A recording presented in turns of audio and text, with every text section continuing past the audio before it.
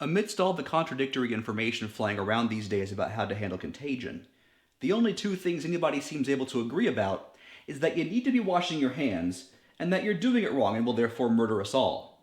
You're right to want my 2 cents.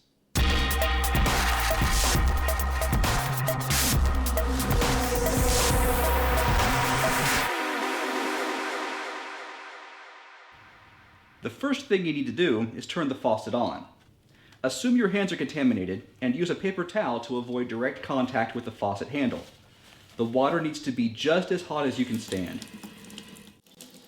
A good rule of thumb for this is that the water will be the right temperature when your hands start looking like they should be bleeding, but they won't really be because they've already cauterized.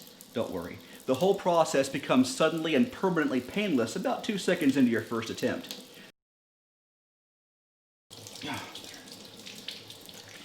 And once that's done, get some soap on them. I usually just use half a squirt, just enough to get some lather on every surface.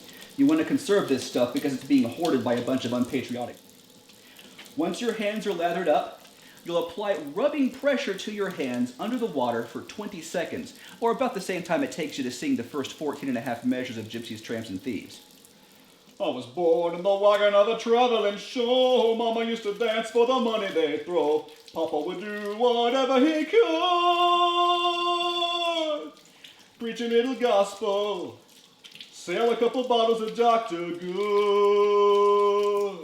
Gypsies, tramps, and thieves. We'd hear it from the people. And because I used a paper towel to turn the faucet on, and because I routinely sanitize the faucet, now I can turn the faucet back off with minimal fear of recontamination.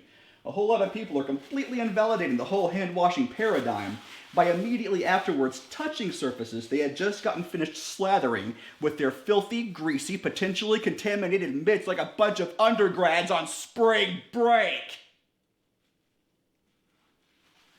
The bug in question can survive on a stainless steel surface like this one for up to 15 seconds, 3 days, or 19 days, depending on the politics of the Facebook page you're reading.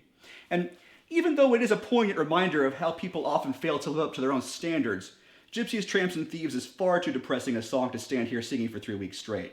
So for the sake of your own sanity, for the sake of your relationship with your neighbors, go ahead and spray your stuff down frequently. Thanks for watching. I'll see you next week.